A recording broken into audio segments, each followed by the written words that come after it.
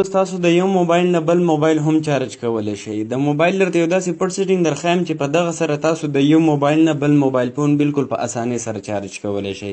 کوم یو سیټینګ دی؟ دغه دپاره راشئ په خپل موبایل کې سیټینګ راواړوئ. په سیټینګ کې به تاسو له ښکته راشئ. دلته دا یو اپشن دی پاور میرټن، په دې به کلیک کوئ.